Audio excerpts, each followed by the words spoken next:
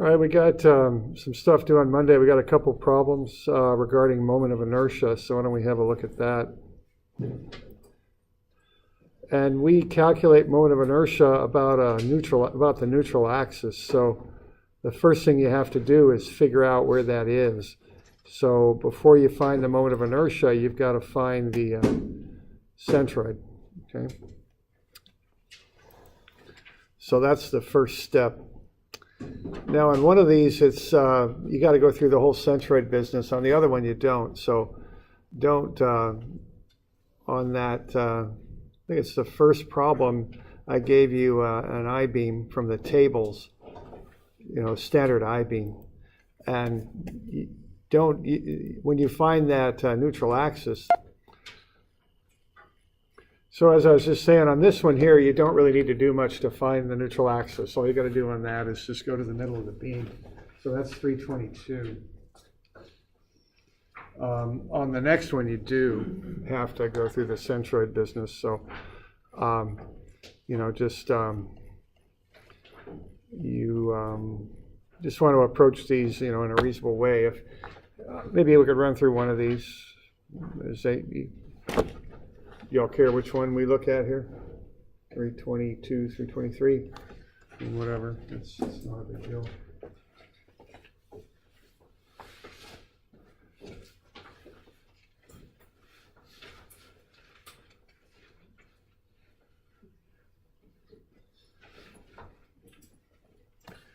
All right. Well, I'm going to run through these. This is a process, you'll have to do this on the final for sure. This is not going to be on the midterm. The midterm's on Wednesday. This will not be on the midterm, but it will be on the final. And I'm quite sure you'll have to run through this. So you want to get this figured out. It's a process, that you just need to figure out and go through. Okay. So what I do first, when I've got a beam on the cross section, I just draw in all those little centroids for each of the shapes. I break it up into 3 rectangles. I find the area of each shape, and then I find the distance from the base of the beam cross-section to the centroid, which is what I'm doing there. So on the left, I got the areas of the 2 flanges and the middle web, and then on the right, I'm coming from the base up to the centroid. So half of 2 is 1 inch up to the centroid of the lower flange. 2, which will get you up to the top of that lower flange, plus half of 10 gets you 7. That's the distance to the centroid of the web. And then 2 and 10 gets you 12, and then half of 2 is 1 more, so that's 13 inches up to the centroid of the upper flange. So I'm going to need this information both for finding the centroid and also for doing the transfer axis theorem. So I want to get this all lined out initially, and just put it somewhere where it's nice and clean and I can see it and all that kind of stuff. Okay. So we all right with that? We got any questions on what I'm doing there and why? Okay.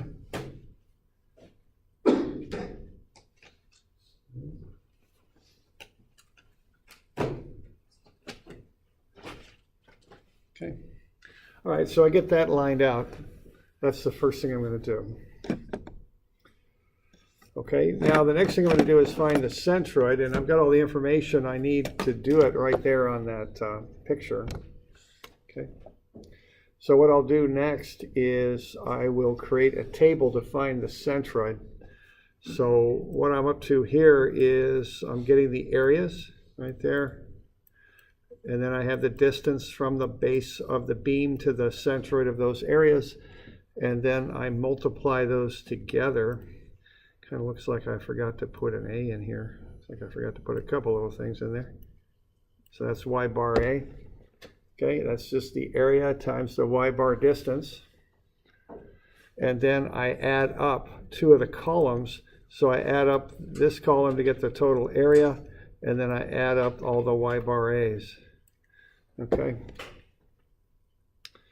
And then I take all of the y bar A's, add them up, 464. I divide them by the total area of 56, and I get y bar 8.286.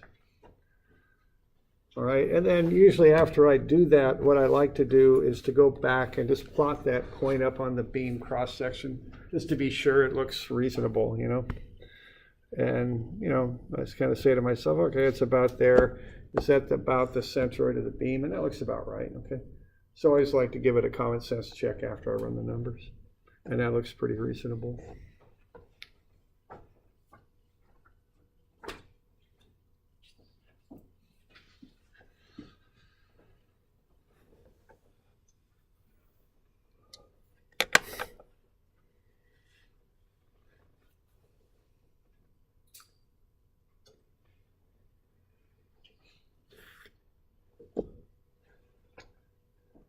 Okay, so that gets me that far.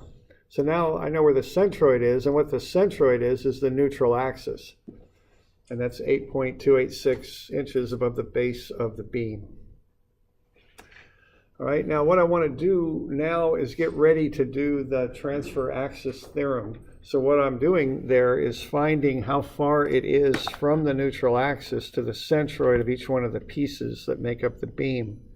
So I've got that distance,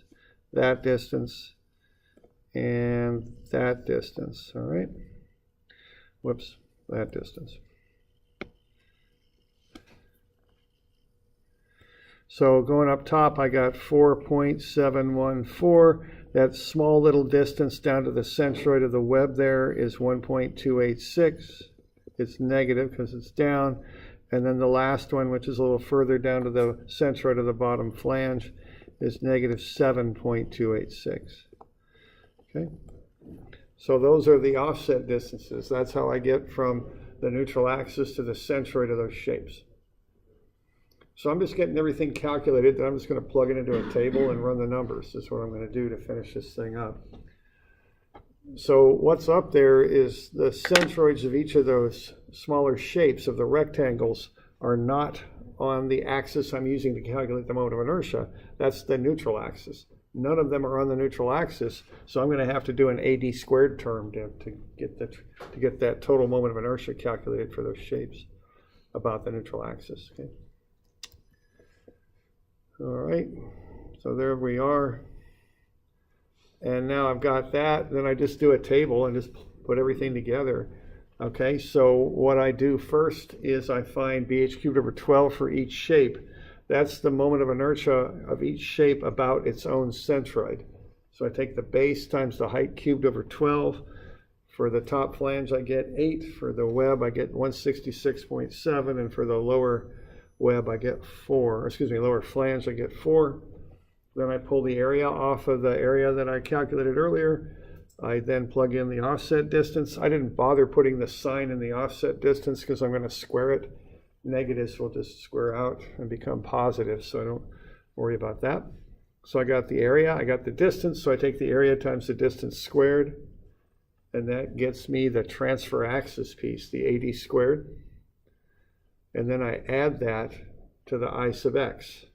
So I'm taking BH cubed over 12 plus AD squared for each one of those three things, three shapes, and then I just add them up.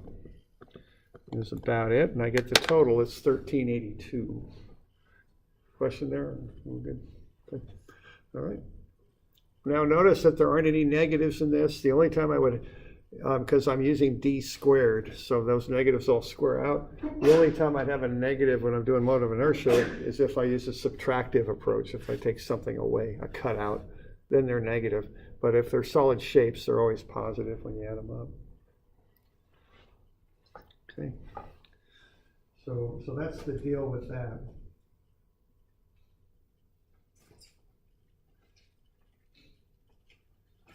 So, you got any questions on that? All right.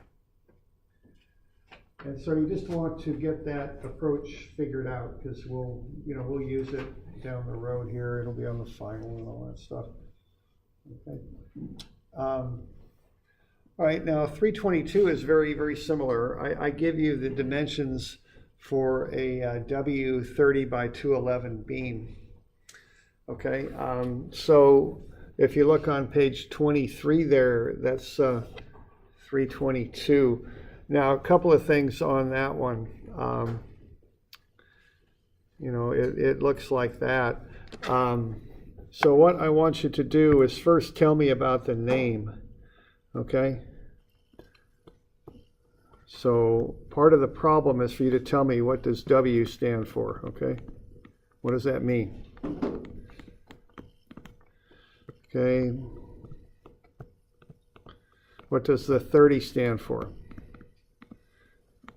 What, you know, and then what does the 211 stand for?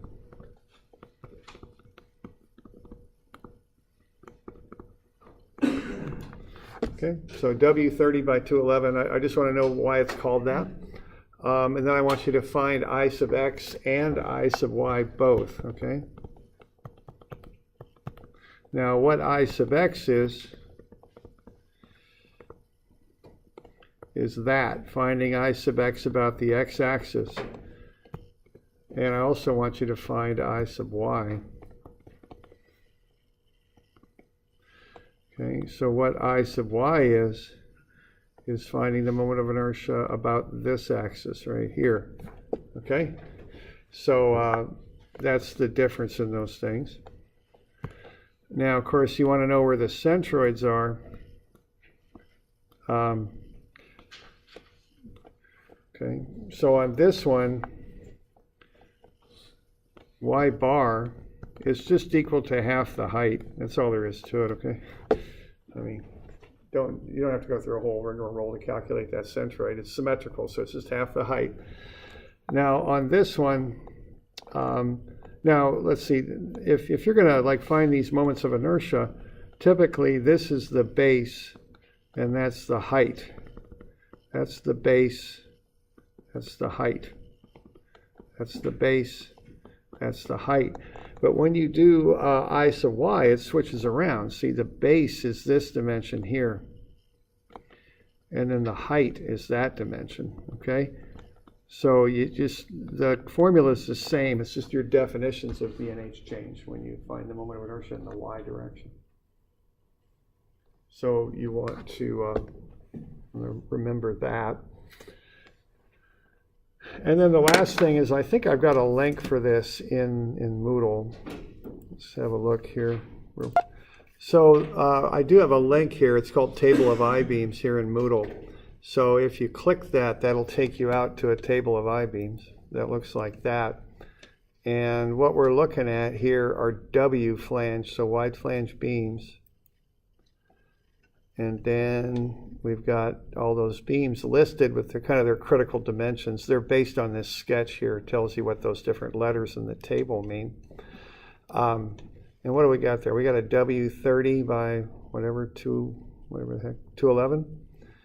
Okay, so what that tells us there is, oh, I guess we don't really need that, do we? All right. I thought I had the moment of inertia there listed for that thing, but maybe not. I-beam chart, oh, properties, there we go. So let's go to properties. There we go. Okay, so now we can go down there and look at that W30. So I just went to the properties there. And it's going to tell me what I sub x is. It's 10,300, okay? And have a look at your answer and see how it compares to that, okay? Because that's what the manufacturer says I is. So we got I sub x and I sub y. You can calculate numbers and see how you compare to what they've got, okay? And that link is through my Moodle page there, okay? So we're good with that? Any questions on that business?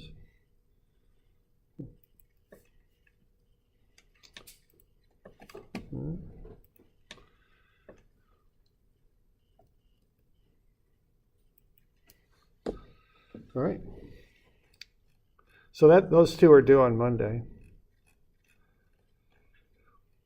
All right, now what we've been doing here lately is shear and moment equations. It's actually more common to do shear and moment diagrams.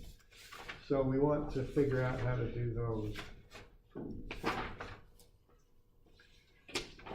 And my sense of it is if you've got a pretty straightforward situation with whatever beam you're dealing with, you'd probably do shear moment diagrams if you were working. If you got into a more complicated one, where that might be hard to do, you might use the equations and use software to figure it out. So let's figure out here how to draw up some shear moment diagrams. And there's rules for this. The rules are on page 790. We covered these a bit in statics if you had it with me. If you had it with someone else, I don't know if they got to that or not, but we covered it a bit. So to develop these rules, what we do is we take a chunk out of the beam.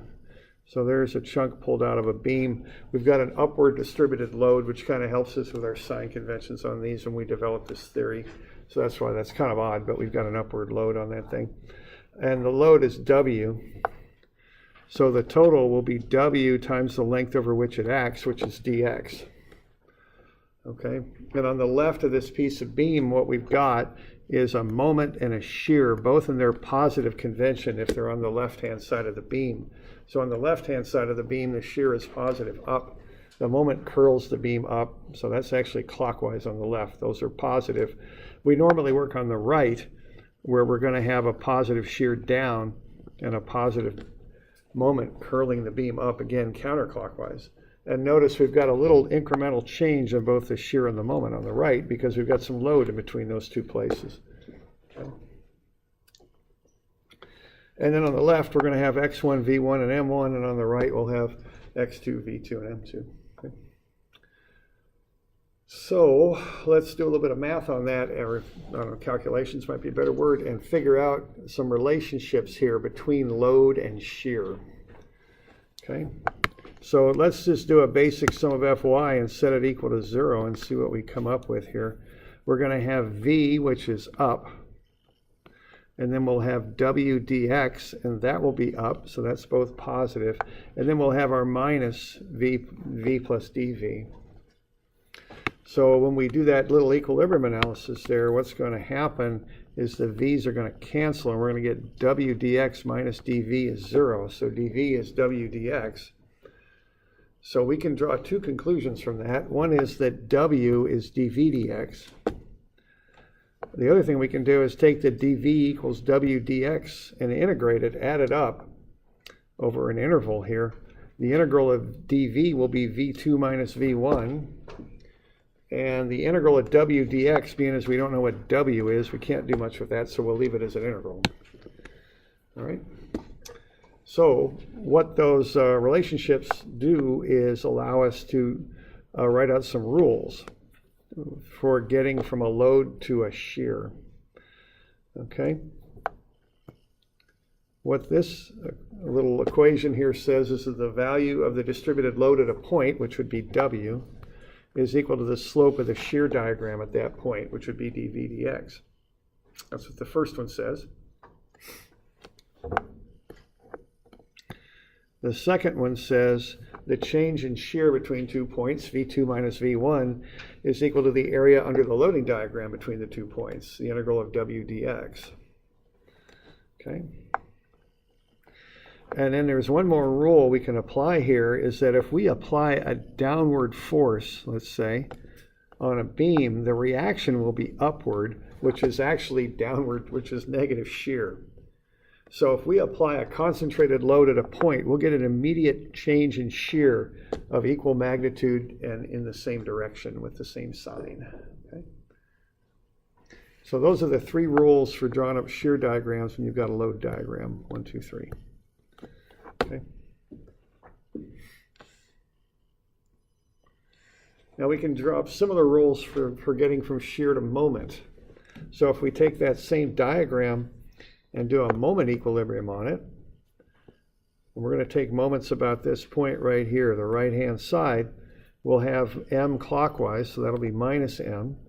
And we'll have v times a moment arm of dx, that's clockwise, so that's negative. And then we'll have minus w dx times the distance of half of dx, so that's dx over 2. And then on the right, we're going to have this couple, which is m plus dm. Okay, so that's what we're going to do equilibrium with. So what do we got here? We've got some m's that are canceling out, and minus m and plus m, they go away. And then we've got this w dx squared over 2. Well, if dx is small, dx squared is really small, so we can just ignore that. That zeroes out. We can take that to 0. And if we do that, then we can equate dm directly to v dx.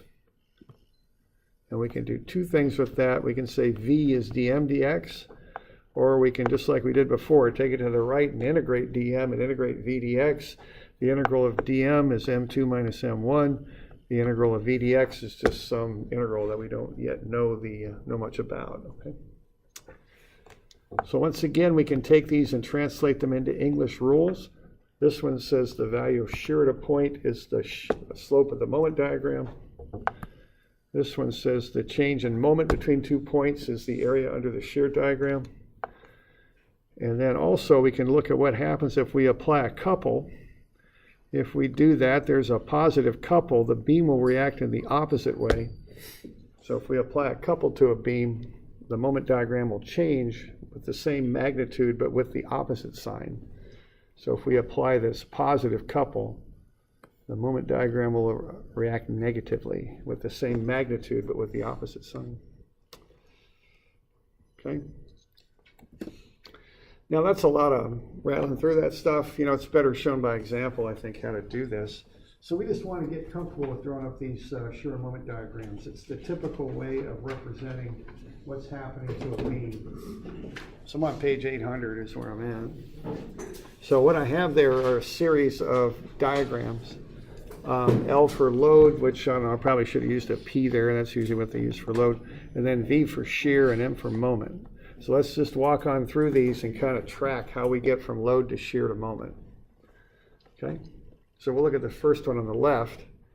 We've got a simply supported beam, 12-foot span, 9 kip load, 8 feet over from the left, and I did the reactions. So 3 kips and 6 kips.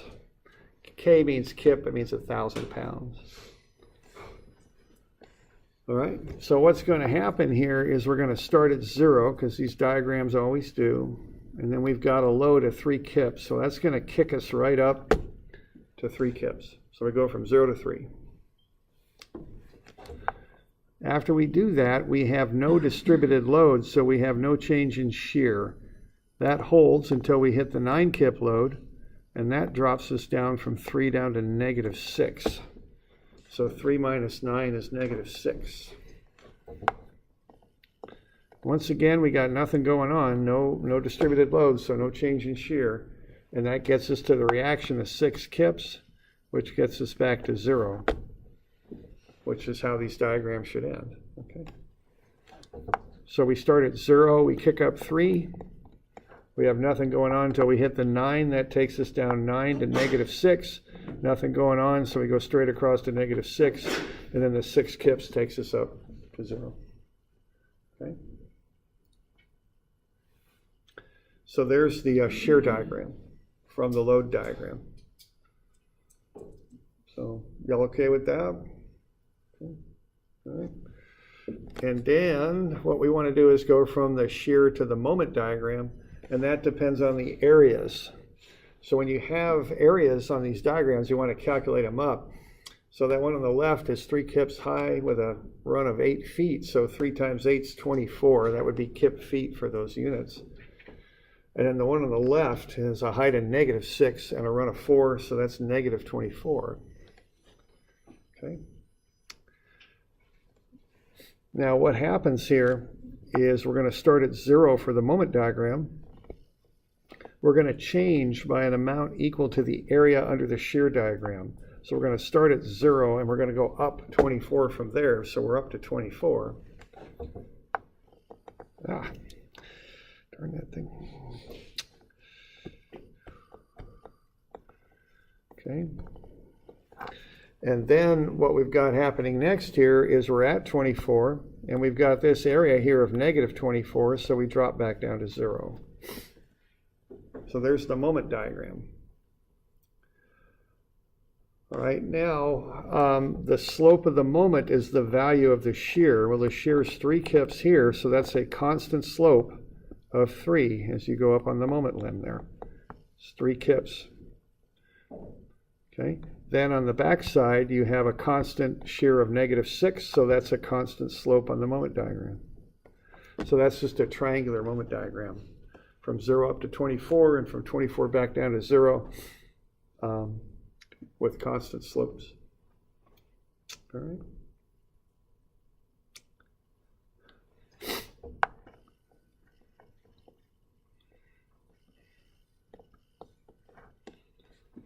So that's the shear in the moment. Okay.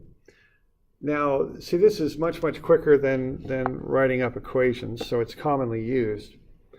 So you can just knock these right out pretty quickly. The other thing about them too is you can pull the maximums off.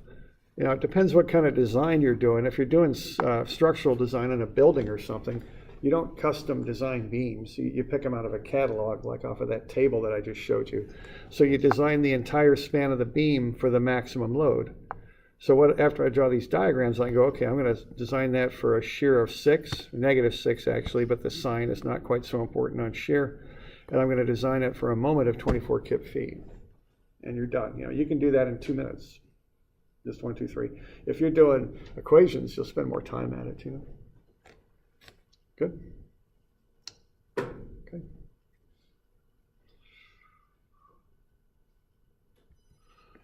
All right. The next one there, we got a distributed load. Distributed loads are common. You know, the weight of the beam itself makes a distributed load. Like this building here, you have what you call the dead load, which is the load of the structure, which is the structure itself, you know, the weight of the concrete and all that. For a beam, that's a pretty, you know, if it's a constant cross-section, that'll be a constant load.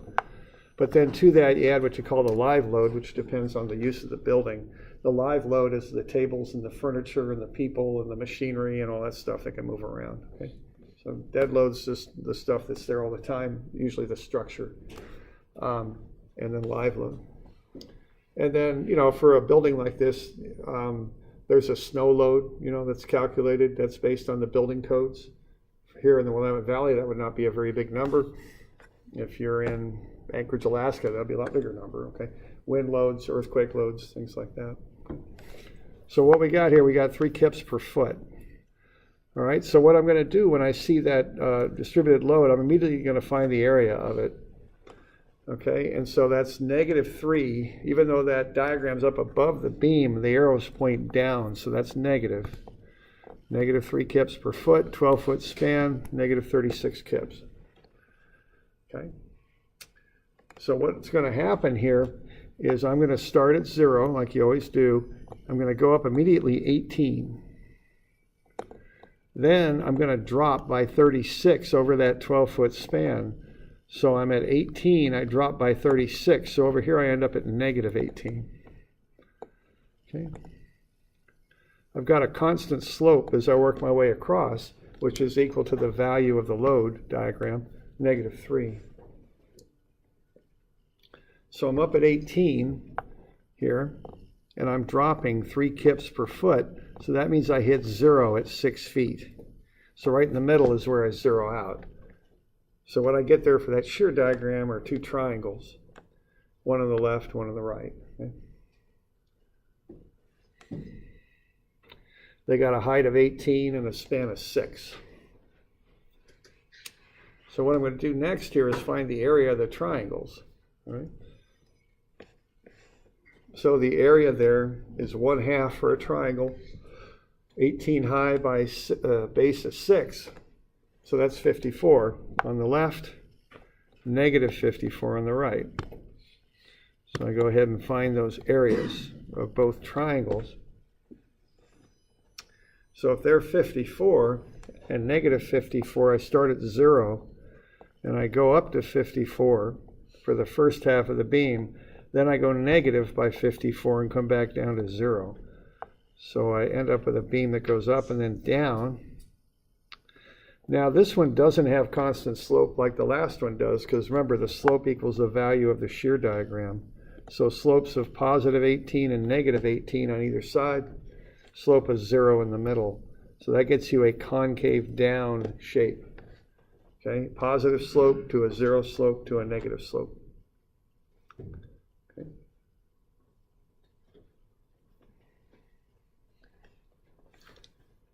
All right, so once again, much quicker to do it this way. You can tell this particular one, if it's a civil engineering, a structural engineering kind of building type beam, you're going to design it for a shear of 18 and a moment of 54. Those are your maximums. You can pick them right off. Okay. Because when you put buildings together, you typically pick the beams and columns out of a catalog. There's certain standard shapes, you use them. Okay? You don't custom design them. All right. Now, the mechanical world's a little different. So if you're going to design a flatbed trailer, you're going to take advantage of this. See, you're going to notice, I don't have much moment over here at either end, do I? Really, the moment maximizes in the middle. Now, I got shear, but the moment at the ends is not that big. So there's a trailer.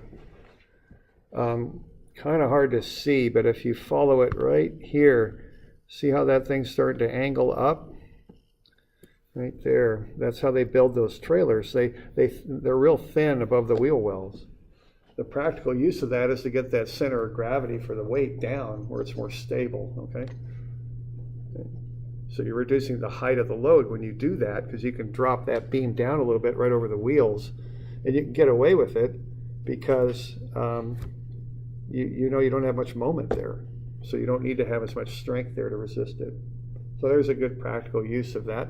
It also shows kind of the difference between the structural environment where you got one constant beam that you pick for a span versus something like this. If you're going to build 100,000 trailers, you're going to start thinking about this stuff. You say, man, I can shave some weight there. I can get a more stable design. I can sell them cheaper. They're safe, but they're lighter and cheaper and all that, and less material. Sure, you're going to do that. When you're manufacturing something over and over again, you're probably going to spend a little more time on customizing the design. But if you're building a building once, you're not going to start custom fabricating beams. It's just not worth it economically. It's just not worth it to do it. Okay. All right. I don't know, this is always hard to see because these things are so long. But you can kind of see it right there, that beam's starting to go up right above the wheels. If you look at these trailers, you can see that's what they do. Okay. All right. Well, we put the two together there on the right. Okay, so I'm just taking the two previous diagrams and combining them. We got a distributed load plus a point load. What that does is it shifts the reactions to the right a bit. So you got 21 on the left, negative 24 on the right. We're still, okay. Now, I know I'm going to have a shift right there at that load. So I'm going to calculate the area on either side. So on the left, it's minus 3 times 8, minus 24. On the right, it's minus 3 times 4, it's minus 12.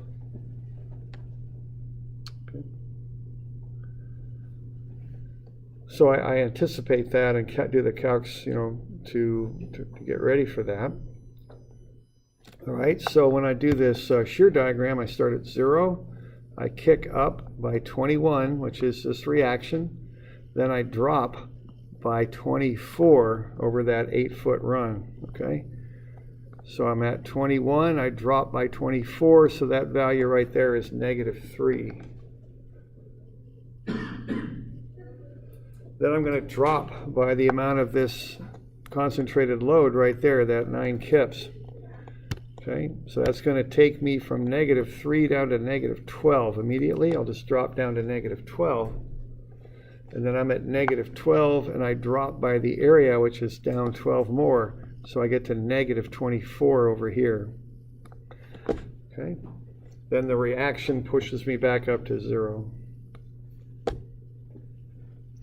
So there's the shear diagram based on the load diagram. Okay, so up 21, down by the area for the first 8 feet, which is 24, that gets you down to negative 3. Drop another 9 down to negative 12, and drop by 12 more down to negative 24.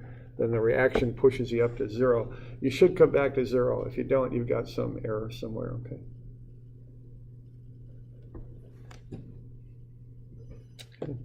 We want to find the areas there. So I've got 2 triangles and 1 trapezoid to find the area of. Now I want to figure out where this thing zeroes out, because that tells me the dimensions of the triangle I got to work with. So I'm at 21 and I'm dropping 3 kips per foot, so that gets me a 0.7 feet over. So I'm at 21. If I drop 3 kips per foot, I'll hit 0 at 7. Okay. So the area of that is 1/2 times 21 times 7 is 73.5. I got another little triangle in there, just a little bit of one, base of 1, height of -3, so that has an area of -1.5. And then I got a trapezoid, okay, -12 and -24 for the heights for that trapezoid on the right. Now there's different ways to find that area. You can either find a rectangle and add a triangle to it. What I do is realize that if I take the top little triangle here and cut it off, there we go, all right. If I cut that off and flip it, it'll fit in right there. And what I end up with then is a rectangle. So the height of that thing would be the base times the average height, h1 plus h2 over 2. So that's another way to find the area of a trapezoid. That's what I'm doing there. So I'm going -12 over here, -24 over 2 times the base of 4. And I really don't think that's -24 there. I bet that's -72. So I got a typo here. There we go. All right, so we got 3 areas. We got 73.5, we got -1.5, and we got -72. Those are our areas. So we start at 0. We kick up to 73.5. Okay, so we're going from 0 up to 73.5. Then we drop by 1.5, so we get down to 72. And then we've got this last area here of -72 that gets us down to 0. I put the slopes on there. We got a positive slope on the left, a 0 slope in the middle, and a positive slope on the right. So that all adds up to concave down for that. Okay.